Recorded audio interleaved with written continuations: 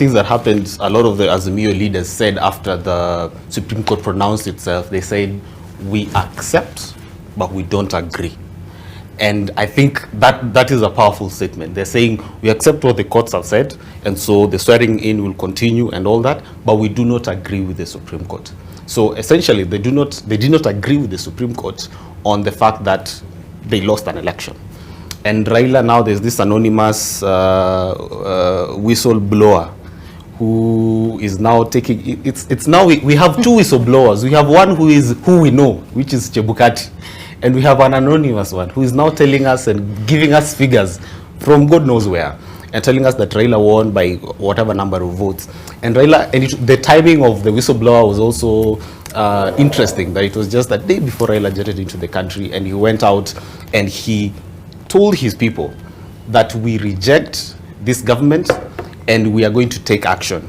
Of course, he left the people puzzled by what is this action. He did not say what exactly the action will be, but said on Sunday he's going back to Jacaranda Stadium and they're going to speak again on what the next action is. Remember in 2017, after Raila took oath of office illegally at Uhuru Park, Musalia Mudavadi isolated him, Kalonzo Musyoka isolated, all the leaders isolated him, and he was left alone. And a few weeks or months later, he found himself with President Uhuru Kenyatta. We did not know how that happened, but they did a handshake. This time round, and that time he had gone to the people. He was holding the People's Assembly, if you remember. There was the People's Assembly, and he was going around the country and talking to the people. And people had started conversing around, this marriage is not working for us. This time round, he's going to do the same thing.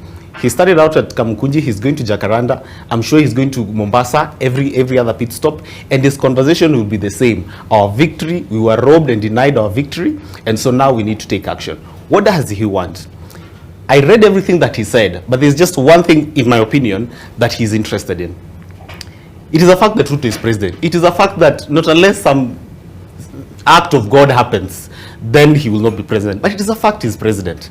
It is a fact that the next election is in 2027, and Raila is fully aware of that.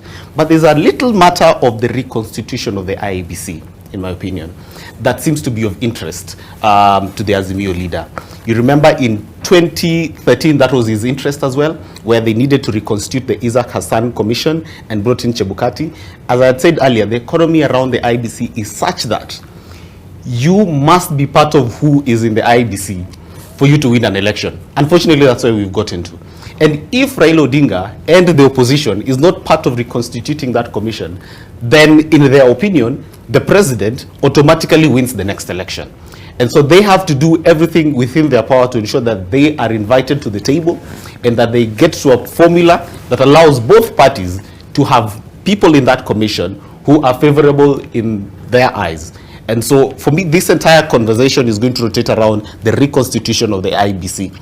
Nobody is interested in becoming president. Raila is not interested. Okay. He knows he will not be president, but he's very much interested on who forms the next commission. Okay, Hezbon, let me get to you. Well, even me, I want to believe that the biggest issue that Kenyans should focus on in all these political conversations in the public domain is how do we, going forward, have an electoral process that is just, a just electoral process, the one that we can vote, go back at home and say whoever will be declared, that is the person who gave the most of our votes. But I think coming back to what is happening, and I've listened to colleagues, including Javas Bigambo, talk about, Raila is doing things the traditional way. And I think for once as Kenyans, we may want to, divorce some of these conversations from the political, figures around this conversation and look at the real issues. So is it Raila doing things the same way, or is it Kenyans doing things the same way? I looked at that crowd and I asked myself, this is January. We have a lot of issues going on. On a Monday morning. And these are Kenyans who have come out.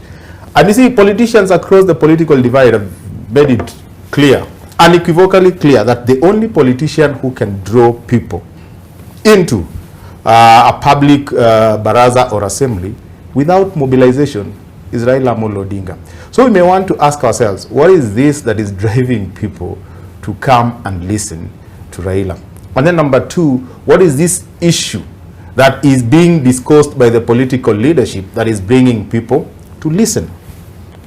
And if these issues are issues that we are supposed to exercise our minds on, then we need to exercise our minds on these issues without any political recourse and ask ourselves, is this the space where we want to find ourselves?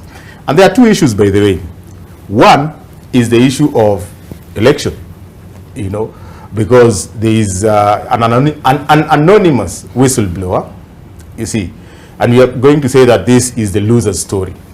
You know, they're telling their story that they lost an election.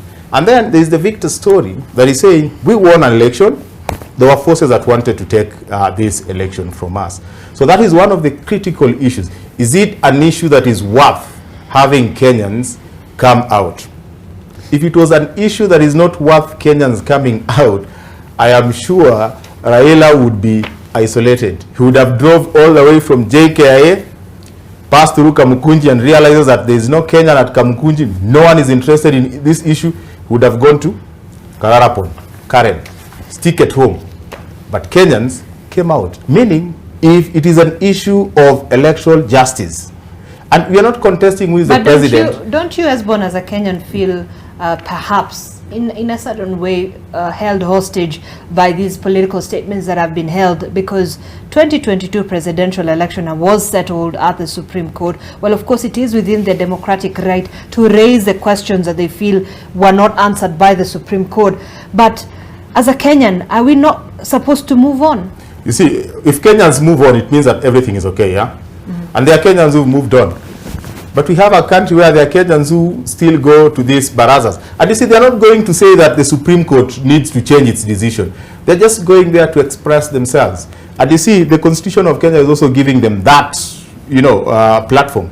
To what end game? No, yeah, that's the question we need to ask ourselves. Right. To what end game? These are issues. Are they issues that Kenyans are supposed to exercise their minds on and discuss for the benefit of Kenyans? Okay. Or are there politicians who are taking advantage of Kenyans to write on these barazas for their own political expedience? All right. And then issue number two, and I'll tell you, issue number two is an issue that the current regime can sort.